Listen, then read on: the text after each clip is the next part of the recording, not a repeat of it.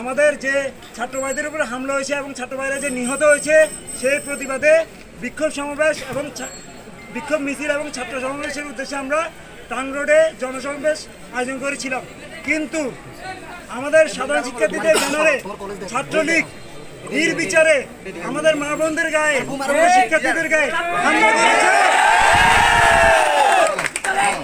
Police প্রশাসন তা নিরপেক্ষভাবে দেখেছে, তারা কোনো প্রতিবাদ জানায় নাই।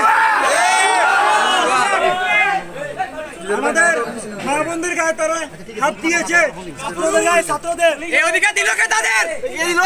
আমাদের ছাত্রদের উপর নির্বিচারে তারা হামলা চালিয়েছে, তারা লাঠি সোটা নিয়ে তারা টোকাই লীগের মতো হামলা চালিয়েছে।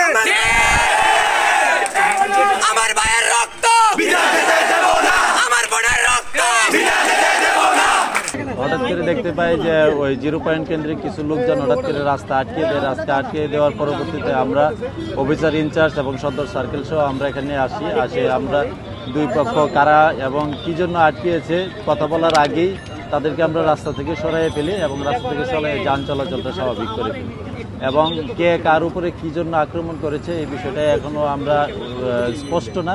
আমরা দেখছি গোয়েন্দা তথ্য সংগ্রহ করে কে কী জন্য কার উপরে কিভাবে আক্রমণ করেছে এবং আশেপাশে সিসিটিভি ফুটেজ আছে, এগুলি দেখে আমরা বিস্তারিত ব্যবস্থা। এখন তো আমাদের জানা মতে এখন পর্যন্ত আমাদের তথ্য মতে কেউ আহত নাই। আমাদের পুলিশ সদস্য ওই যখন দুই পক্ষ রাস্তাটা ব্যারিকেড দেয় তখন তাদেরকে ওই সরানোর জন্য তার ওই যে পা জুতার হয়তো বা স্পিডে যাচ্ছিল, তাড়াতাড়ি যাচ্ছিল, যাওয়ার জন্য পা হয়তো বা একটু ব্যথা পেয়েছে। এই ঘটনায় এখনও আমরা ওইভাবে মাত্র আপনারা দেখেছেন যে মাত্র আমরা রাস্তা ক্লিয়ার করলাম, ক্লিয়ার করলে আমরা এখানে দাঁড়িয়েছি। এই ঘটনার পরবর্তীতে মাননীয় পুলিশ সুপার মহোদয়ের সাথে আলোচনা করে পরবর্তী ব্যবস্থা নেওয়া হবে।